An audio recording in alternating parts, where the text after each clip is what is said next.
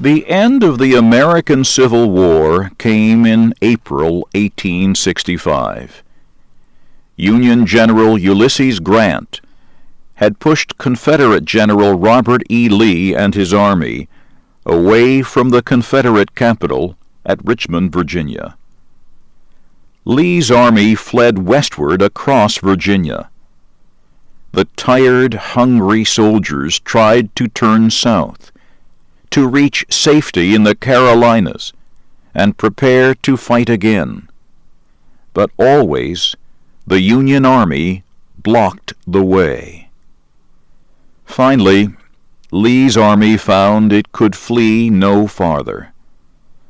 A Union force at Appomattox Station blocked any further movement west.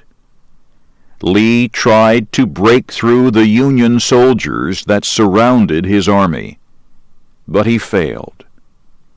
Lee sent General Grant a letter and asked to discuss the terms of surrender. On Sunday, August 9th, the two men met at a home in the village of Appomattox Courthouse.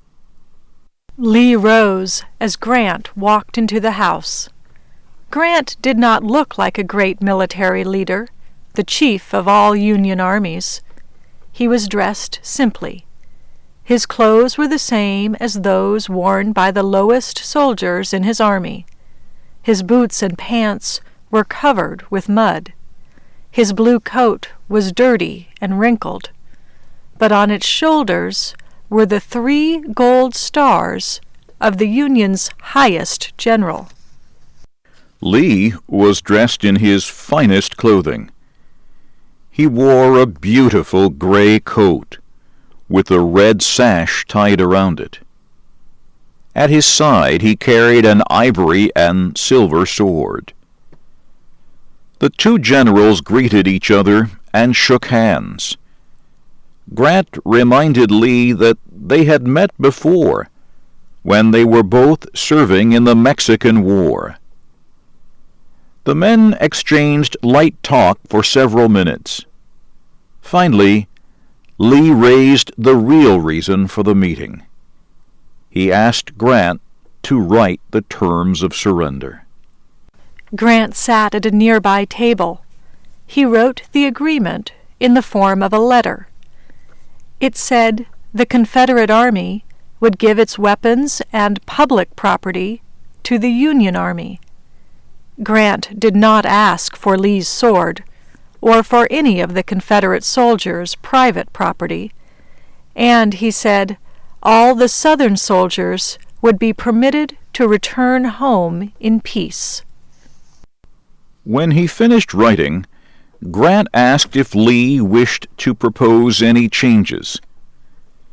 Lee said many soldiers in his army owned their horses. He asked Grant if his men could keep them. Grant said he understood many of the Confederate soldiers were farmers who needed the animals for planting. He agreed to tell his officers to let the Confederates take their horses and mules home. In addition, Grant told the Union supply officer to feed the Confederate Army. He ordered food for 25,000 men.